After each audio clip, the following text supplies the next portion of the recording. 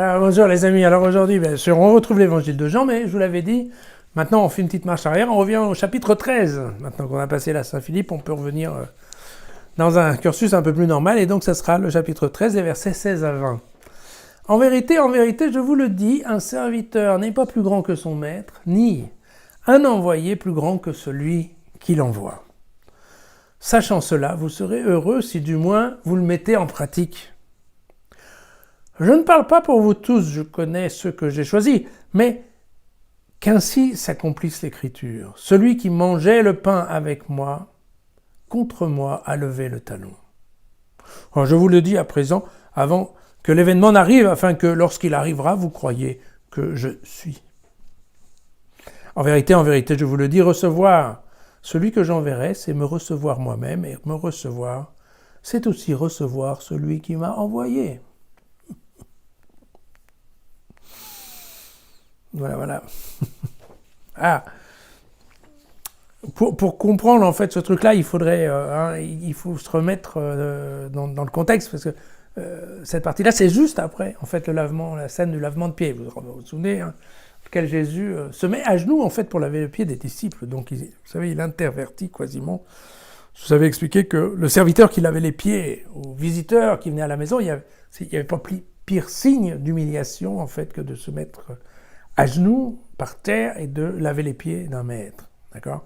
Et que donc il y avait même toute une histoire comme quoi les serviteurs juifs, les esclaves juifs étaient éventuellement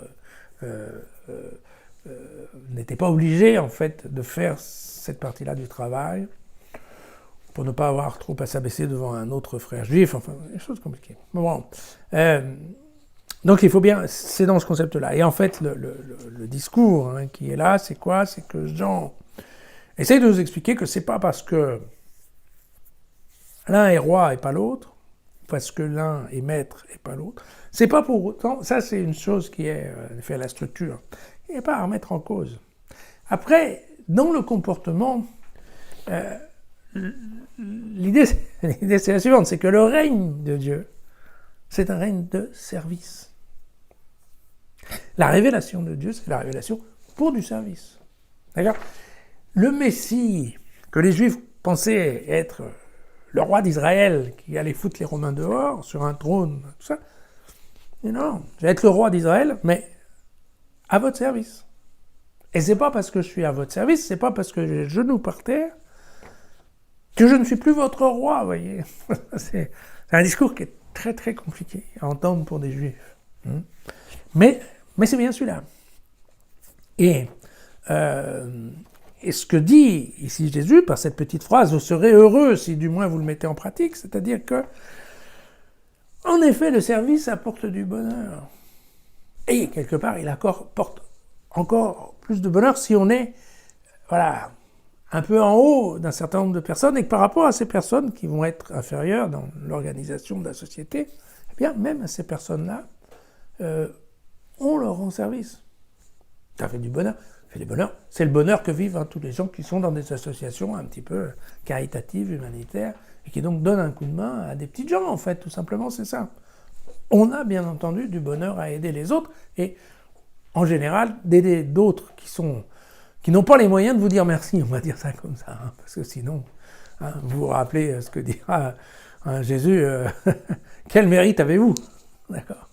Voilà, donc c'est ça cette partie du message. Alors la deuxième partie, on a ici la troisième annonce de la trahison de Judas, par contre, vous savez qu'on avait déjà ça au chapitre 13 au verset 2 et puis au chapitre 13 au verset 10, donc c'est la troisième fois que Jésus nous dit, il y en a un qui va me livrer.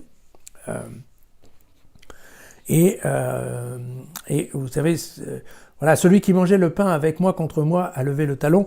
Ça, en fait, on trouve ça dans un psaume, c'est le psaume 41 au verset 10. Même l'ami sur qui je comptais et qui partageait mon pain a levé le talon sur moi. Vous voyez, ça c'est un peu un copier-coller, voilà. Alors, pourquoi en fait, c'est le problème qu'il y a à voir avec l'incarnation. C'est-à-dire qu'une fois que Dieu décide de venir s'implanter au milieu des hommes, de se faire homme pour venir s'implanter au milieu des hommes, Dieu va épouser l'humanité. Et l'humanité, on le sait bien, il y a des types super, mais il y a aussi des crapules, et il y a aussi, surtout, beaucoup de petitesse. N'est-ce pas ? et de trahison. Et donc c'est ça un peu le problème. Le problème, c'est qu'une fois que Dieu a décidé de passer par là, eh bien, à la fois il faut qu'il rencontre des gens formidables, comme la Samaritaine ou autre, mais il rencontre aussi, voilà, des salopards. Et là, c'est le cas de Judas. Alors, il aurait pu s'en offusquer, puisque quand même, Judas faisait partie des 12, donc il faisait partie des proches. Quelque part, on pourrait se dire qu'éventuellement c'est un raté dans la formation, dans l'enseignement de Jésus. Mais vous voyez que, voilà, on retombe sur l'omniscience de Dieu, en fait, qui sait parfaitement ce qui se passe chez Judas et qui sait que Judas est une pièce maîtresse pour déclencher tout ce qui va se passer ensuite. Donc là encore, dans l'évangile de Jean, il y a beaucoup de choses qui se font parce que c'est un jeu de rôle. La pièce était déjà écrite. En fait, globalement c'est ça. Le dernier truc, il est un peu bizarre, le dernier verset, le verset numéro 20. En vérité, donc, recevoir celui que j'enverrai, c'est me recevoir moi-même, en fait.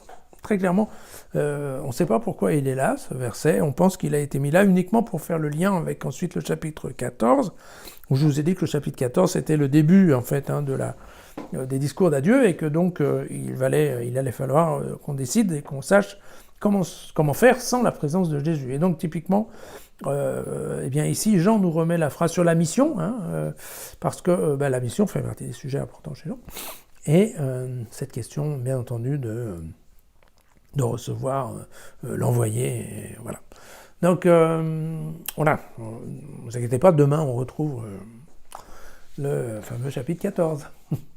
Voilà, à demain.